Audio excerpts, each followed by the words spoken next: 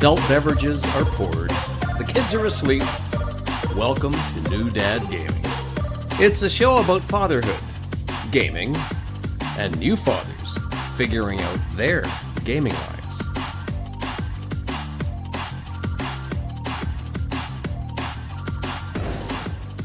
My name is Trevor, and I have a 9-year-old and a 6-year-old.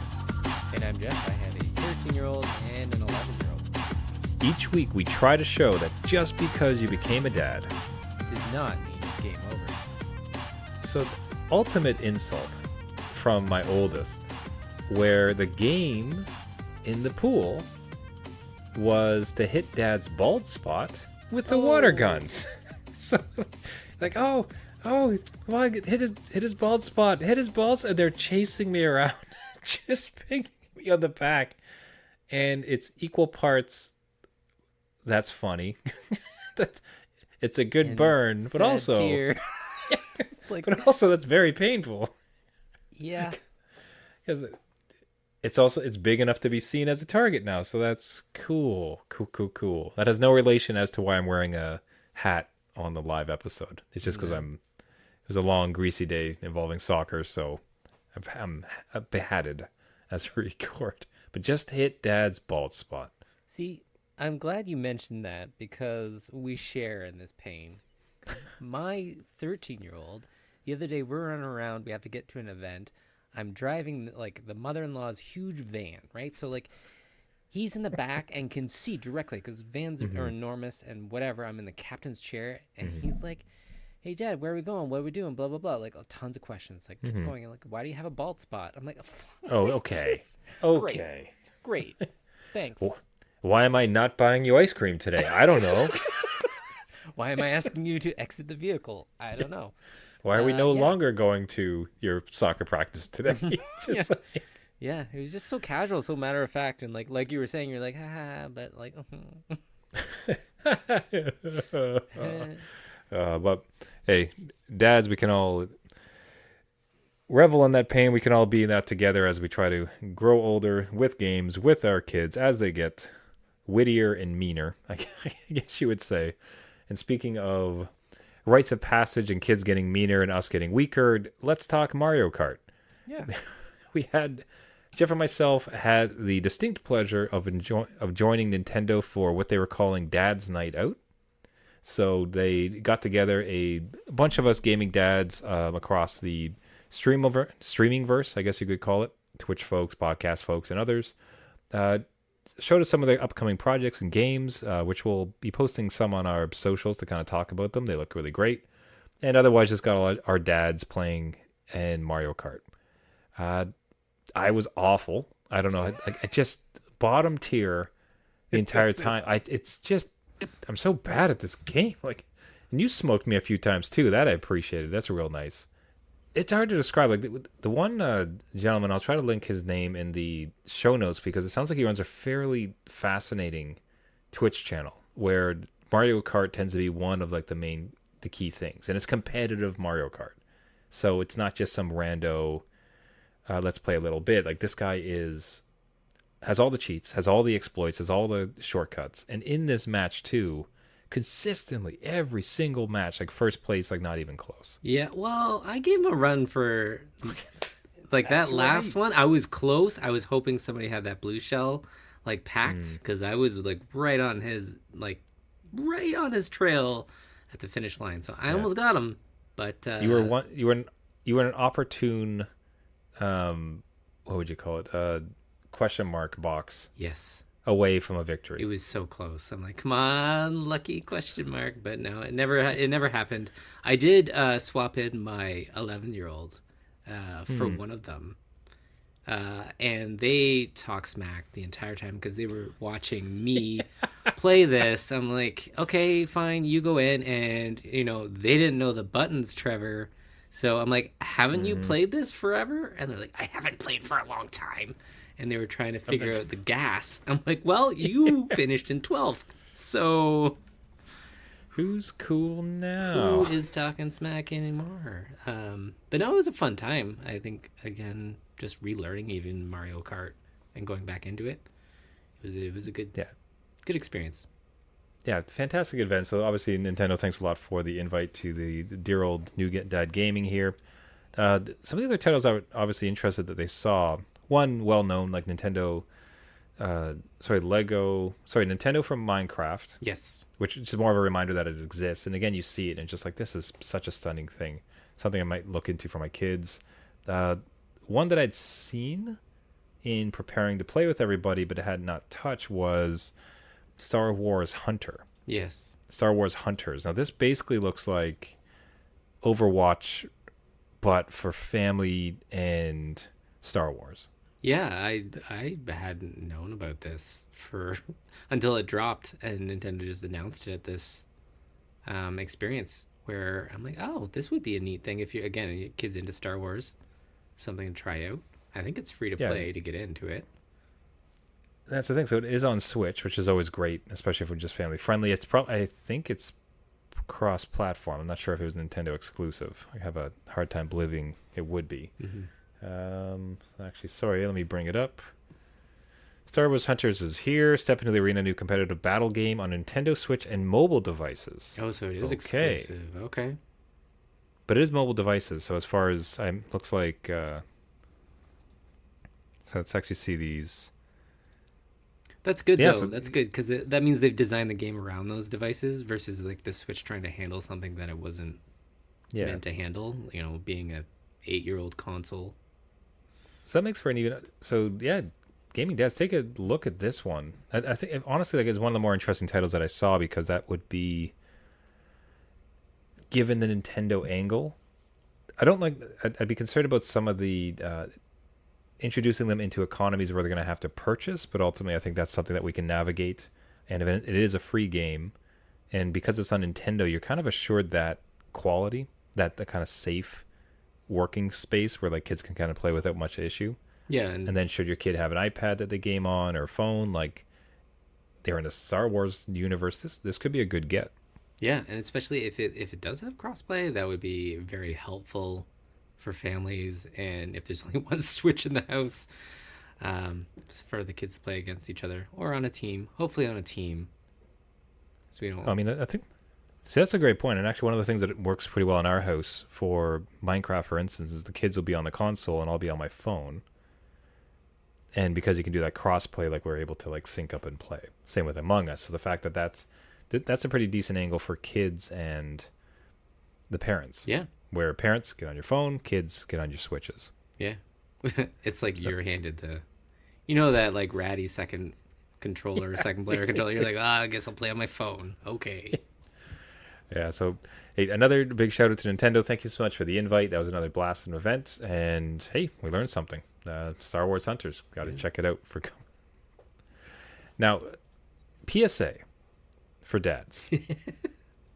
I had just discovered this. We recently had a birthday and came across this, thought it would be garbage, and it turned out to be fantastic. So what I'm talking about is reusable water balloons. Okay. Reusable water balloons. I'm wondering how So this immediately works. you're thinking that they're going to be garbage. I was right there with you. Yeah. They're amazing. Now the ones we got, funny enough, we got to try a couple just because we'd ordered a few, and then bizarrely he got one as a gift. And the one that worked phenomenally well. It's one off of Amazon. They're biodegradable, so in time they will just disintegrate back into the earth. So not made out of like just straight plastic, but it's a light plasticky film. And then it's got two rings around it with magnets. You put it under the water, and the two magnets naturally attach to each other, and in so doing, produce a pretty full ball of water. And then, given that there's just magnets and not super tight, they're tight enough to keep the water in, but as soon as they hit somebody, just boom, splash. So the reload of it, because the magnet thing is super fast. So you just run up to a thing of water, it clamps together, and if you do check with this video, I think Jeff, you're seeing this for the first time. Yeah. We're seeing a 4-year-old do it. He opens it, dips it down, and just naturally the two sides go. And that ball, I'm telling you, that's pretty firm, pretty throwable. Smash, just opens up. These things are awesome, man. Because as you must have, everyone here has likely had the experience with the 100 balloons. Yeah. That you attach the hose to, and boom, you get all the tiny little balls. And then you get to clean up 100 little pieces or 1,000 little pieces of plastic across your damn yard. Mm-hmm. Killing baby bunnies, it's a nightmare. All sorts of wildlife is gone because of Yeah. So just to say, I was skeptical. We used it. I could not believe it. So this is just a PSA as we're entering into the summer months. This is a fantastic get, ton of fun, and yeah, a product you would assume to be garbage, but I can just sit here and vouch for it. It's fantastic. No, that's a good again good PSA because I'm glad there's an evolution of this. We bought quote reusable water balloons back in the day when my kids were very, very young, and basically they were just like knitted water balloons, like it was a fabric. So you dunk them and it's just like throwing a wet sock. Like it's just like it kind of hurts, it's kind of gross, and it just makes that thwack sound, right? Like and it's done, and then it rolls in the dirt, and now it's dirty, and then you reload it and just sink it in water, and now this dirty sock. Anyway, it's not the greatest. Again, we were like aware of all the plastic we were using, so it was something that we picked up. But this looks much, much better. Again, an evolution, kind of like a Pokeball, just with water. Just yeah. That's a perfect description of it. Really, and the sizing of it too. Like it's very much like a Pokeball.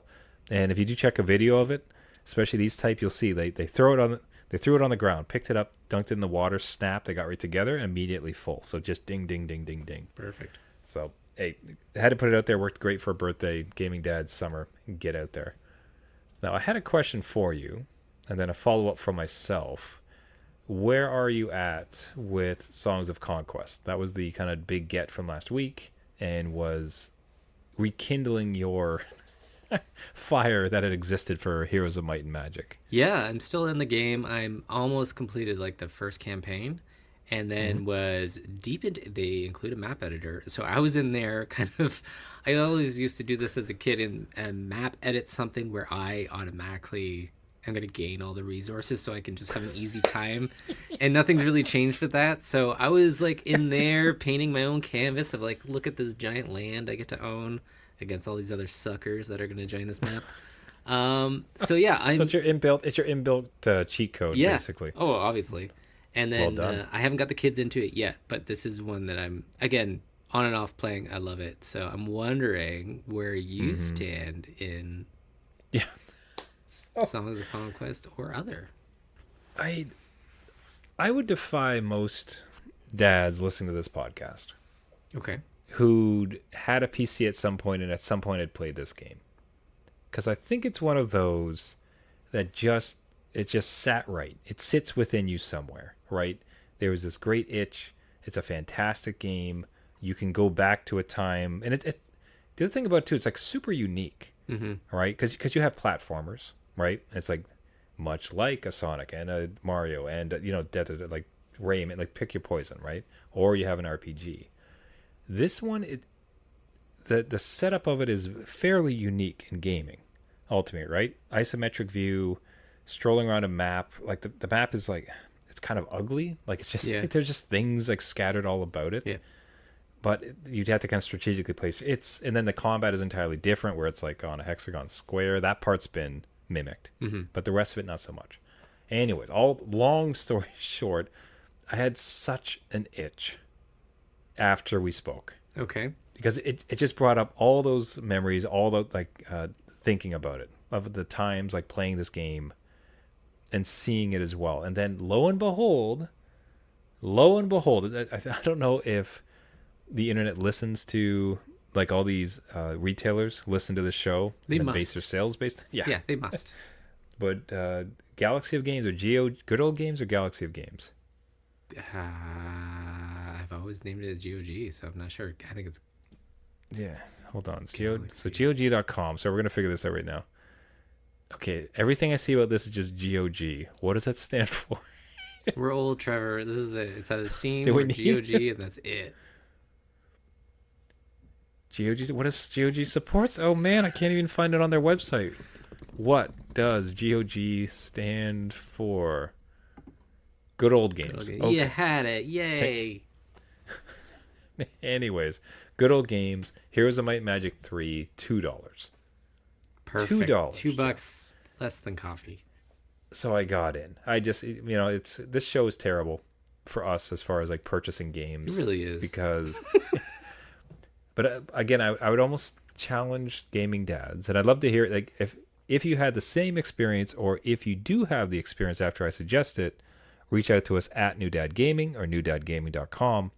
But I would defy most gamers of our age or our ilk to go and watch some video and gameplay of Heroes of Might and Magic 2, 3, whatever, and not just have that sort of, it's like, oh, I really want to play that. I remember playing that game back in the day. Yeah, it immediately conjures up all those good times, right? I remember playing this game all the time on snow days, and like as soon as school was canceled, like it was called, it was immediately in front of like the family PC and booting up. I was into Heroes of Might and Magic 2, and then eventually got 3. 3 wouldn't work on my current PC that I had, so I was like, we need to upgrade.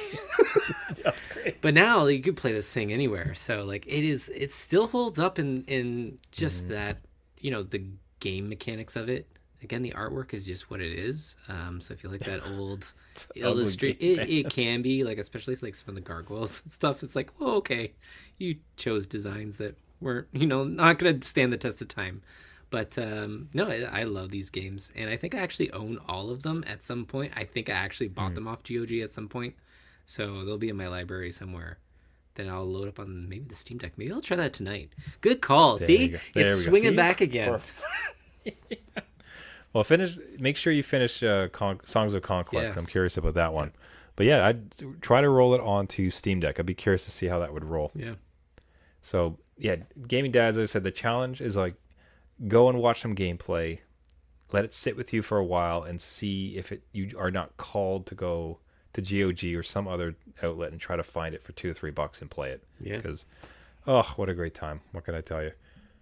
Now, another good time I'm going to be looking to try to have, especially with my oldest, is I have purchased a copy of a solo/2-player deck dice playing game, physical game.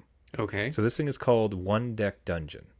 Cool. So yeah, so the long standing thing of this, what had happened was I've been Dungeons and Dragons adjacent. Yes. I've always wanted to play. It hasn't quite worked out, and especially as a busy dad, I'm still hopeful like I'll get into a group at some point.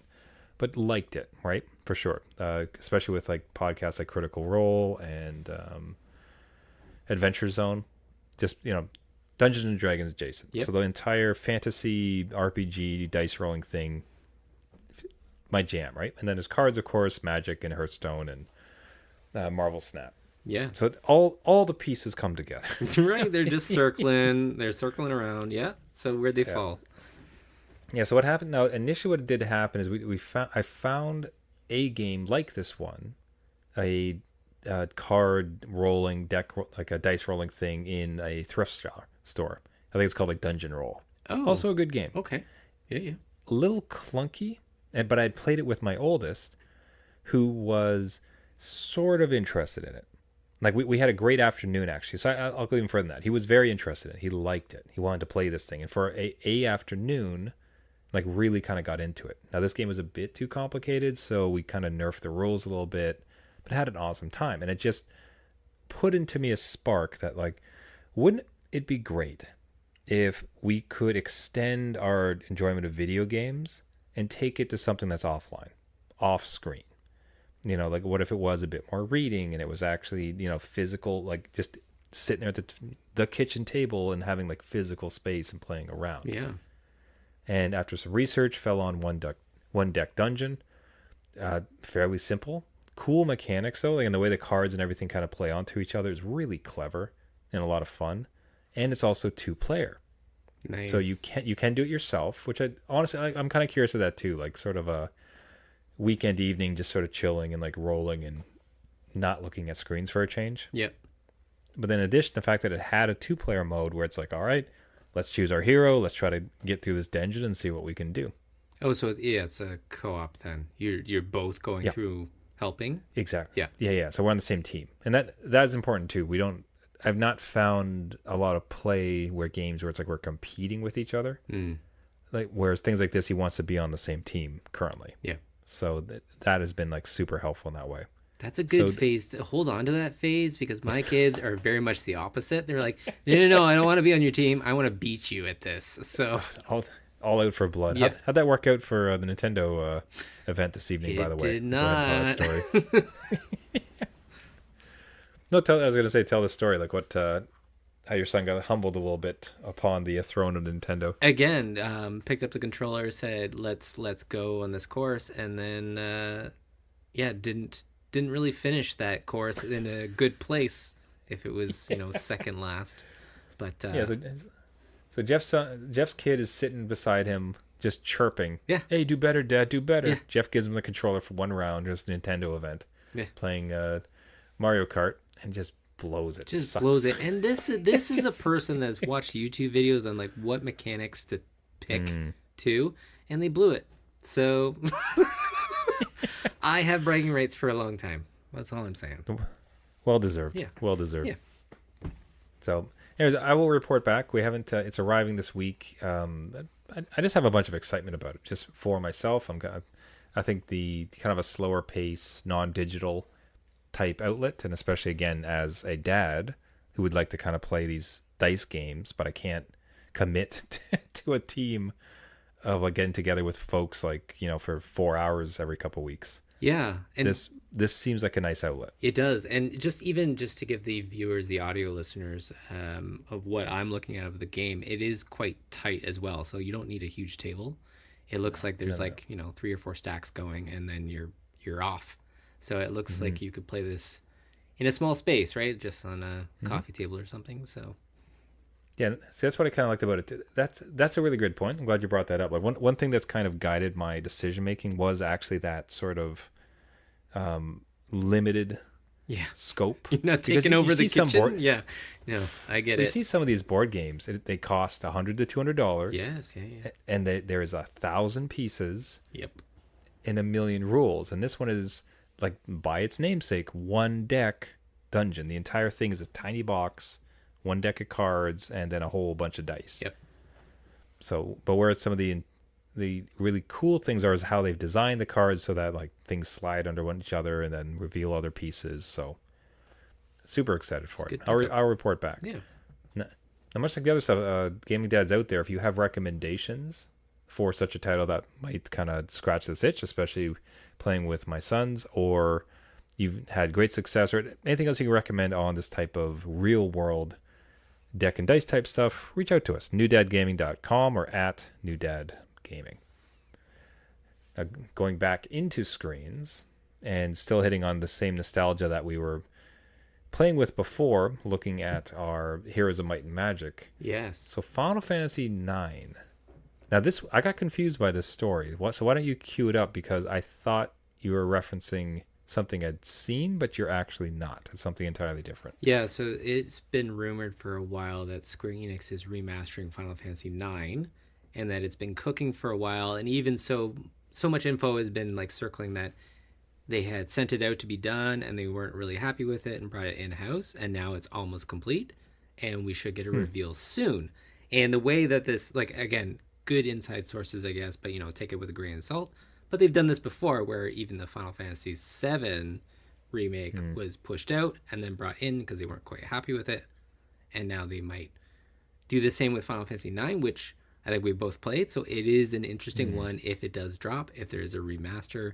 Again, a single one, not a trilogy. But let's see where it is. But you had a different kind of concept of what this was. So Got it. Well, firstly, as soon as you said a trilogy, that made me sad for a second. Because if they make this into a trilogy, no, they shouldn't. like they did Final Fantasy VII, I know. because I know this, and it is one of my most beloved Final Fantasies for sure. Final Fantasy IX. Yeah. Absolutely adored this game. I had like huge, phenomenal memories of this game. Right. So no shame in saying one of my favorites. And actually, I've already bought a remaster. Or I guess you'd almost just want to call it HD. So it's for iOS. You can buy. It works on there. Played through the entire thing. Just adored it. Love this title. Now, initially, what I'd seen though, and we might have covered it before, but it's Final Fantasy IX Memoria project. Yes. Yeah.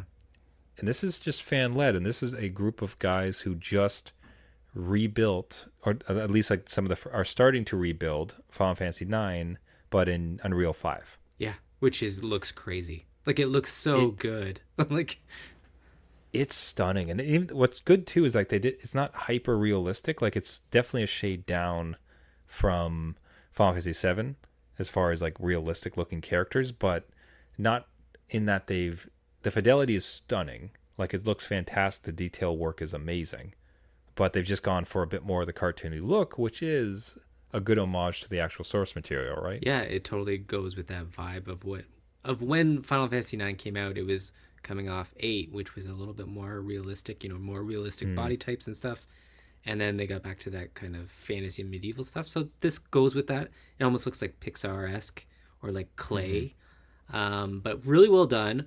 I would hope that Square even looked at this and be like, yeah, so that remaster that we're doing out there, we're not too happy with that because like fans built this, so let's bring that back in, right? See, I thought when you first said it, so I thought you were either referencing this or you had the exciting news that Square Enix had just said, yeah, just like we'll bring that in house, let's finish it together, and this is what it'll look like. I'm hoping. So it'll be curious to see. I don't know if that was the case or if they're going to take inspiration from it, or it'll just be its whole own thing. Yeah, we'll have to see. I will be interested in picking it up because it is one that I did enjoy. I don't remember it, but I did enjoy it. I remember enjoying it, so I wouldn't mind replaying it again with just those modern touches. Bring it up a little bit. So we'll wait and see. No, not so much for speaking of news, but that does kind of dovetail interestingly on is a fear I would have is that it's going to be a PS5 exclusive. And I only say that because I don't have a PS5 and I'd really like this title. Yeah. Right? But the cross section here is that Square Enix has recently said they're going to stop with, not stop's not the right word, but they're going to like more seriously look at cross-platform releases for all of their titles. Yeah.